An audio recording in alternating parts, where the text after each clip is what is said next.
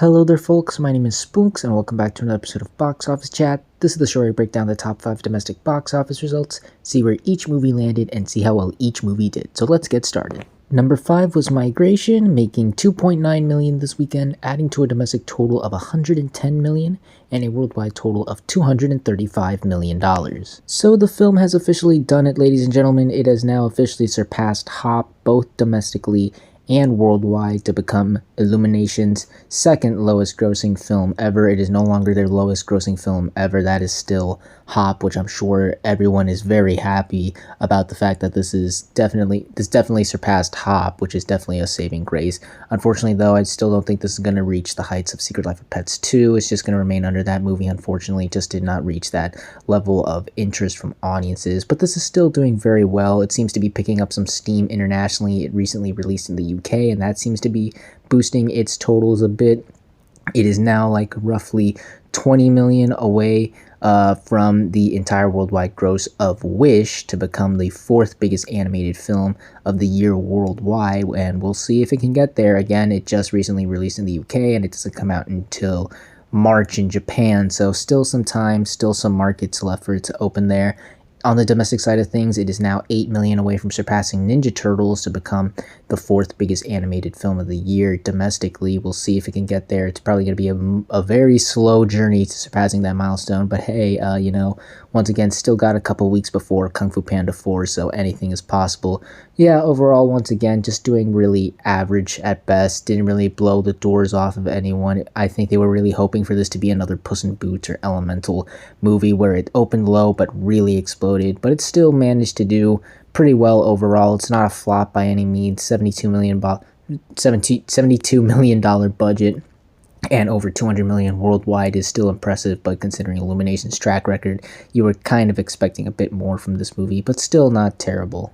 Number 4 was Wonka, making $3 million this weekend, adding to a domestic total of $205 million and a worldwide total of $588 million. Wonka is now less than $10 million away from surpassing the entire domestic run of Quantumania to become the 8th biggest film of last year. Again, imagine telling yourself this time last year. I doubt you would be able to believe yourself, but here we are, and worldwide it is now a little over 10 million away from surpassing the $600 million milestone, which is definitely going to happen by the end of this week or in the coming weeks for sure. The staying power this movie had, even though it wasn't as big as stuff like Avatar or Spider-Man No Way Home, like some of the other bigger Christmas movies. The fact that this movie has been able to stay in the top 5 for this long and continue to hold well into February is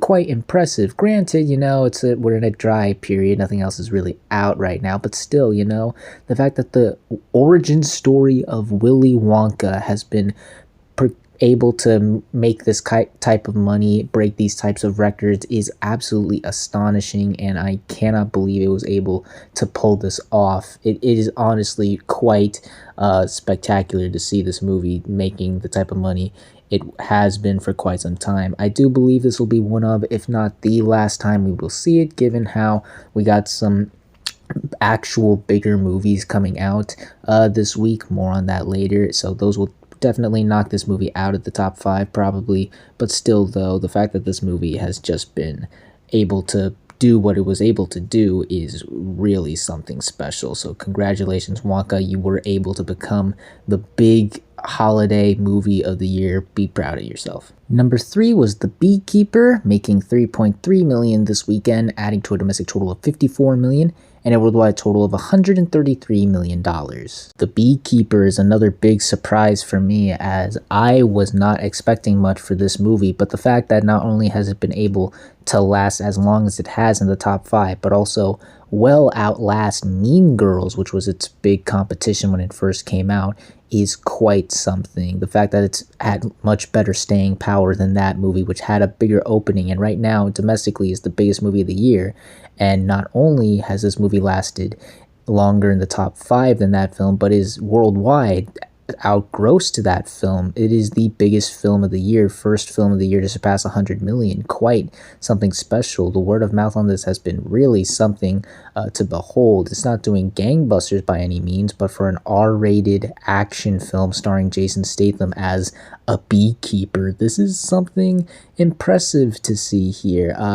Hopefully this leads to something big. Again, I'm not sure on what the official budget for this movie was. For some reason, they're really keeping it under wraps, but given how much it's made, I can't imagine people are upset on how well this movie has done thus far. I think this is definitely another like little anyone but you type hit, something that doesn't really take off at first, but then really starts to show itself with its legs and staying power. So yeah, not much more else to say except good job, The Beekeeper. You really impressed me. Number 2 was Lisa Frankenstein, opening with 3.6 million this weekend domestically, and that total stays the same worldwide as it hasn't been released in any international countries yet. This is the 5th biggest opening of the year. It topped The Book of Clarence, but it still sits behind Night Swim, The Beekeeper, Argylle, and Mean Girls. So last week, while I didn't have the biggest expectations for this film, I thought for sure, it's such a slow weekend, the word of mouth on Argylle is gonna tank that movie.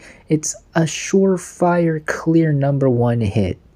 Well, unfortunately, I was dead wrong, because even this movie couldn't even manage to open at number 1. Just shows you how slow and drab this period has been. Again, I know the Super Bowl was big, and it was really, really big, quite the game, and obviously not as many people were going to go to the movies, but I thought, at least for the first couple days, I thought it would generate enough interest or buzz to open to that number 1 spot, but no, unfortunately the buzz and interest for this was super, super low, even lower than I expected. Once again, I expected this to not have a good opening, but at least open to number 1 at the very least. I think the marketing wasn't all that great either. I didn't see a lot of promotion or advertising for it, unfortunately, which I also think hurt the movie a lot, and audiences don't really seem to be liking this movie all that much. Not hating it by any means, but it did get a B on Cinema Score, which is definitely concerning if they want staying power. I'm sure they were hoping, like I said earlier, anyone but you, something like this would take off, have a minimal opening, but then really take off through word of mouth, but it doesn't seem like that's going to happen with this film, unfortunately. So yeah, overall, this is a pretty bad opening. I don't see this movie going anywhere spectacular in the coming weeks, unless if a miracle happens, Beekeeper, and as I already mentioned, anyone but you were able to take off, so who knows, maybe that'll happen again, but as for right now, things ain't looking too good for Lisa Frankenstein. And finally, let's end the video off with the number 1 movie of the weekend, which was once again Argylle, making 6.2 million this weekend, adding to a domestic total of 28 million and a worldwide total of $59 million. So Argylle was able to repeat at number 1 this weekend. That's good, It's top of the box office for 2 weeks. All right, let's just get through this.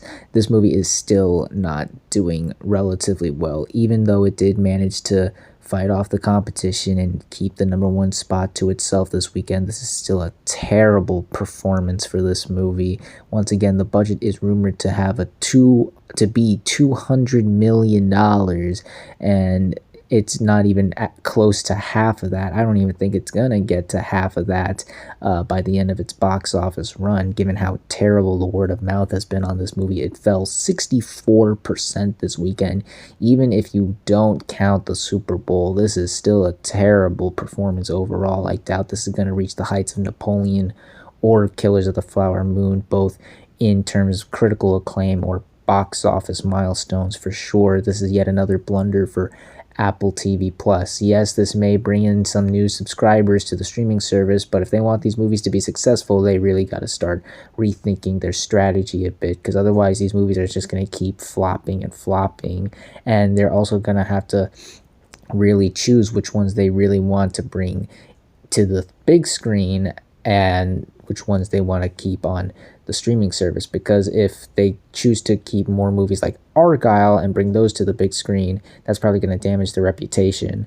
And while keeping the good movies on the streaming service is not really going to bring all those people to the theaters, because they will understand, oh, the bad movies go to theaters, but the good ones are on the streaming service. So yeah, bit of a thing that Apple, I think, needs to learn from this. And otherwise, as regards to this movie, yeah, things are just not looking great. This is a horrible performance. I don't know how this movie brings itself back up from this, even if by some miracle it manages to get good word of mouth. It's not going to be enough to help this movie out. This really needs a lot of money, and unfortunately it's just not looking like it's going to bring in all that can't change. So yeah, once again, while it was able to remain the top of the box office this weekend, this is still a terrible performance overall for our Argyle. And those were your top 5 domestic box office results for this weekend, but we're not quite done yet, as we got another week ahead of us and new movies hitting theaters.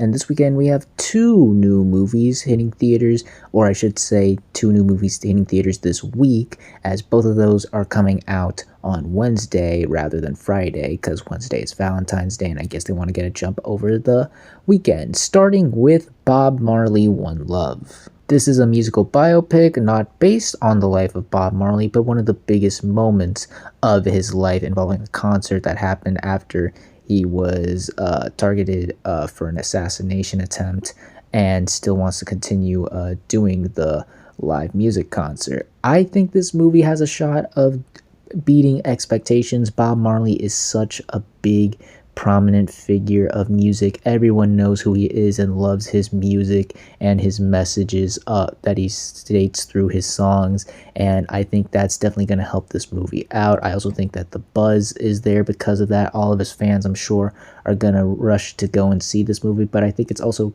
caught the attention of other people who aren't as familiar with his music or his life and may want to go check it out. The marketing has also been very solid as well. I've been seeing a lot of stuff for it. It even had a commercial during the Super Bowl on Sunday, which is pretty good.